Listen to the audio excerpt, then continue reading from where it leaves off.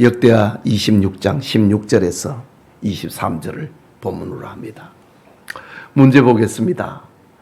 순교자의 피는 교회의 씨앗이다 라는 말을 남긴 초대교회 교부의 이름은 무엇인가요? 터툴리안. 이런 질문들은 신학교에서 종종 신학생들이 묻는 질문이기도 합니다. 우리 교우들도 기억하면 좋을 말씀이지요. 순교자의 피는 교회의 씨앗이다. 여러분, 초대교회사에 얼마나 많은 그리스도인들이 로마인들에 의해서 박해를 받았습니까? 박해를 받는 그 시대를 살았던 초대교회 교부였던 터툴리안이 순교자의 피는 교회의 씨앗이다. 씨앗이 뿌려져야 싹이 나고 열매를 맺는 것처럼 순교자의 피는 교회의 씨앗이다. 터툴리안은 이런 말을 남겼습니다. 두 번째 질문입니다. 우시야 왕이 하나님을 찾는 동안 하나님께서 그를 어떻게 하셨나요? 역대하 26장 5절을 보면은 형통하게 하셨다라고 하지요. 그 다음에 3번입니다. 히브리어 하자크는 단순한 교만의 의미를 넘어 어떤 뜻을 가지고 있나요? 우리 한글 성경에 교만이라는 말이 히브리 말로 하자크인데, 히브리어 하자크는 단순한 교만의 의미를 넘어 어떤 뜻을 가지고 있나요? 설교문에서 답을 찾아보시라. 하나님의 말씀에서 벗어나 스스로 모든 것을 할 수 있다고 생각하는 오만함, 이것이 하자크의 정확한 뜻입니다. 교만이라는 말보다는 이 풍성한 그런 의미를 담고 있는 말씀이지요. 그 다음에 4번입니다. 인간의 교만한 본성에 연결된 성경의 중요한 교리는 무엇인가요? 전적 부패. 인간의 교만한 본성.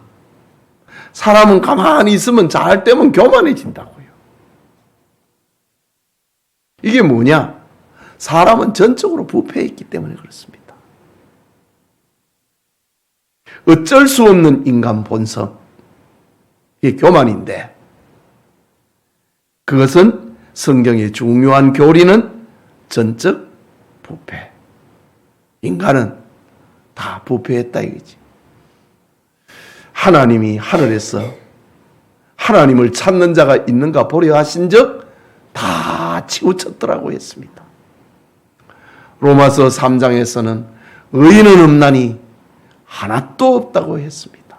이 전적 부패를 말하는 성경의 중요한 교리 가운데 하나지요.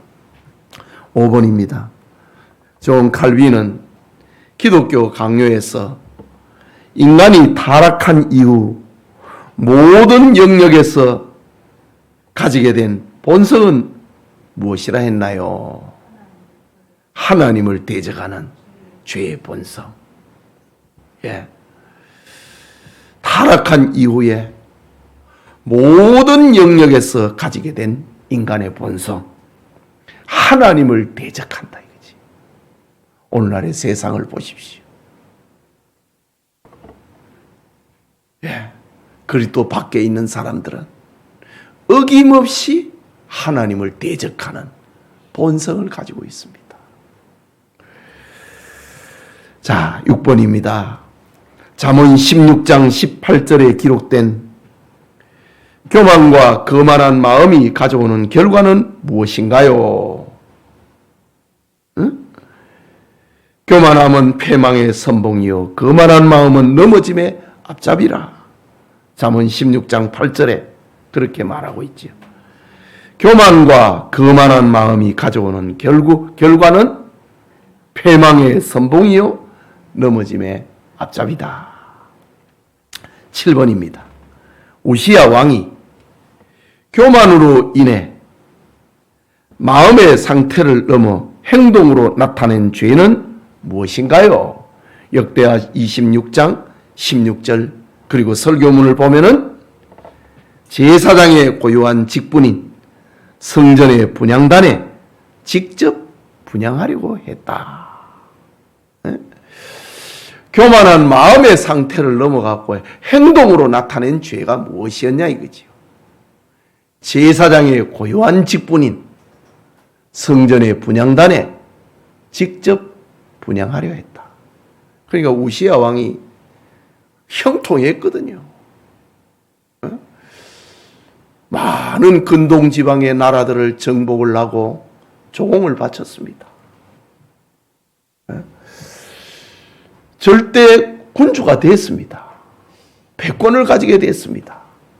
그런데 하나님 앞에서까지 그렇게 행동했다 이거죠. 정치의 영역, 신앙의 영역이 구분이 되어 있음에도 하나님께서 제사장을 통하여서 성전에서 분향하게 했는데 그걸 자기가 하려고 그랬습니다. 왕이다 이거죠. 내가 이 나라의 지존이야. 비켜. 그러니까 제사장은 아닙니다. 이거는 왕이 할 일이 아닙니다. 화를 냈지요. 자, 그 다음에 8번을 봅니다. 우시야 왕이 성전에서 분향하려 할 때 그를 막기 위하여 들어온 대제사장은 누구인가요? 26장 17절 그리고 설교문에 나오지요. 아사랴. 아사랴가 제사장 80명을 데리고 왕이 하나님의 영역을 침범을 하는 그걸 막으려고 했는데 왕이 말을 안 들었지요. 화를 냈습니다. 자, 그 다음에 9번 봅니다. 개혁주의 신학자 아브라함 카이퍼가 주장한 하나님께서 각 영역에 고유한 권위와 역할을 부여하셨다는 개념은 무엇인가요? 이건 조금 오늘 어려운 질문인데 신학교에서 하는 질문인데 이걸 가리켜 영역주권이라고 합니다. 정치는 정치의 영역이 있다 이거죠. 그리고 종교는 종교의 영역이 있다는 거죠. 하나님께서 우시야를 유다의 왕으로 세운 건 맞습니다. 그러나 그를 대제사장으로 세운 것은 아닙니다. 왕으로서의 일 잘하라 이거지요. 왜 왕이 되었다고 해서 그 힘을 가지고 제사장의 영역까지 침범을 하느냐? 하나님께서는 고유한 영역이 있습니다. 우리 가정이라고 하는 영역이 있잖아요. 그래서 이 사람이 우리 가정에 침범을 하면은 우리 가만히 있지요. 다른 나라가 우리를 침범을 한다. 그거는 가만히 있으면 안 되지요. 그 영역 주권이라는 겁니다. 가정에도 국가에도 또 신앙의 세계에도 마찬가지다 이거지. 이런 것을 신학적인 언어로 표현을 한 사람이 그 아브라함 카이퍼인데 이걸 가리켜 영역 주권이다. 가정에는 아버지와 엄마를 세우셨고 교회에는 목사를 세웠고 국회에는 의원을 세우고 구청에는 구청장을 세우고 각 영역마다 고유한 영역이 있다 이거지. 그걸 침범을 해서는 안 된다라는 겁니다. 자, 10번입니다. 본문은 하나님께서 가정, 교회, 국가 등 각 영역에 세우신 무엇을 존중해야 한다고 가르치나요? 설교문에서 찾아보시라. 질서입니다. 내 영역을 다른 사람이 침범하면 안 되지요. 질서입니다. 영역 주권이라고 하는 것은 질서가 있다 이죠. 하나님께서 세우신 질서가 있다는 것을 지금 말하고 있는 겁니다. 자, 그 다음에 11번을 봅니다. 우시야 왕이 제사장의 경고를 받았을 때 그는 회개 대신 어떤 반응을 보였나요? 26장 19절과 설교문에서 분노하고 화를 냈다. 대제사장이 가로막고 섰지요. 이거는 하나님께서 왕에게 이 일은 허락하지 않았습니다. 라고 대제사장 아사랴가 80명의 제사장들과 함께 서서 왕을 막아 섰습니다. 참 대단한 용기입니다. 죽음을 각오한 겁니다. 당시에 우시아의 권세는 하늘을 찌르댔거든요. 근동 지방을 그냥 다 제패를 하고 종을 바치고 그래 했으니까 왕의 말은 거기 거부한다고 하는 것은 죽음입니다.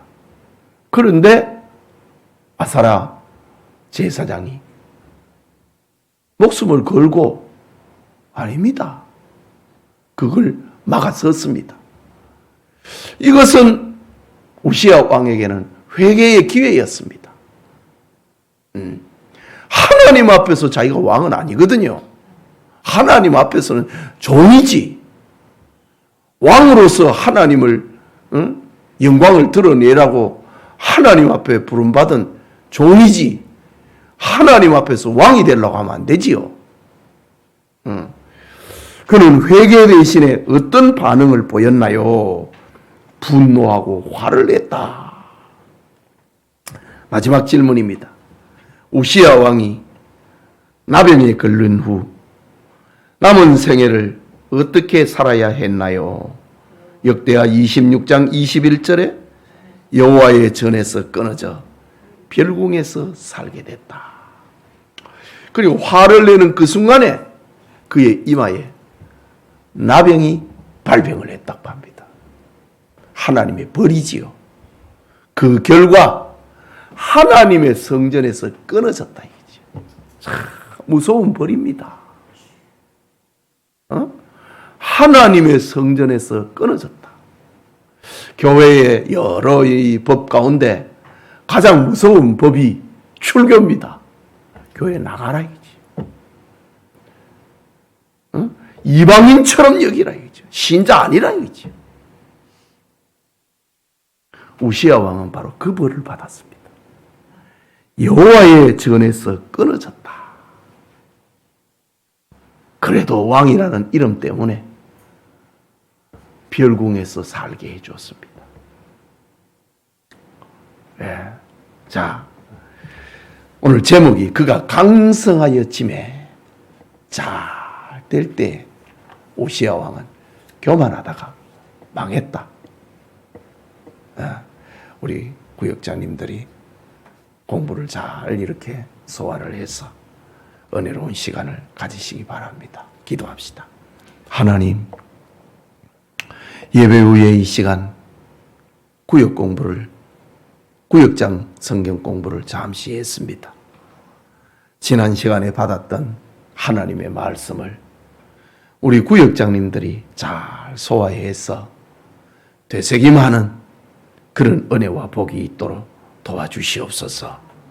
구역이 기다려지고 구역의 모임이 즐겁고 사귐이 있고 아름다움이 있는 우리 교회의 작은 세포와 같은 교회를 건강하게 하는 세포와 같은 구역되게 하옵소서. 구역장님들의 믿음을 주시고 건강을 주시고 가정에 복을 주시옵소서. 예수님 이름으로 기도합니다. 아멘.